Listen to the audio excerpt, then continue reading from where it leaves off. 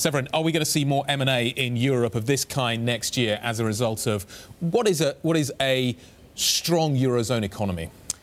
Strong eurozone economy. I mean, it's been a very active year in M&A in Europe. In fact, if you contrast the three regions, M&A has been the most active in terms of relative basis. Has caught up.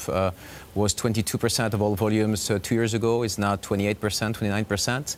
What's been pretty remarkable in Europe this year, and actually applies to the whole world, is that there's been much less big deals, elephant deals, much fewer, probably 35 this year against 55 2 years ago, but also much less cross-regional flows, and that's quite interesting. I mean, the cross-regional flows have lost about 100 billion each direction, so there's been 100 billion less acquisitions by Americans into Europe, 100 billion less acquisitions by Europeans into the US, and likewise by Asian, especially Chinese, into Europe.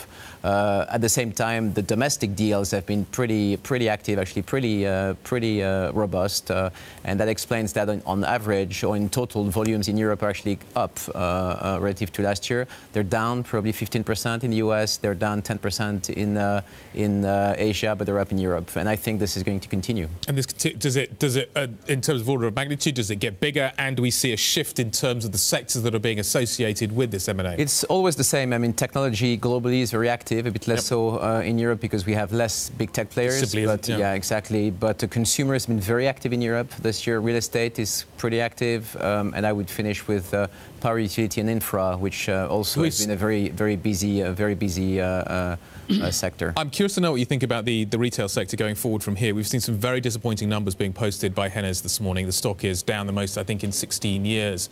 Where is the opportunity within the retail space? I think there's going to be consolidation because there's disruption. There's disruption with the technology players coming in. There's disruption with Amazon, and that's going to contribute to, I think, more consolidation. I think what we're seeing in other sectors also applies to some extent to retail. You're looking at what's happening in the US, and frankly, the sectors are pretty much in disarray. The big players, and you're going to see some of that. In Europe for sure. So I would watch out because this is going to be an active space going forward.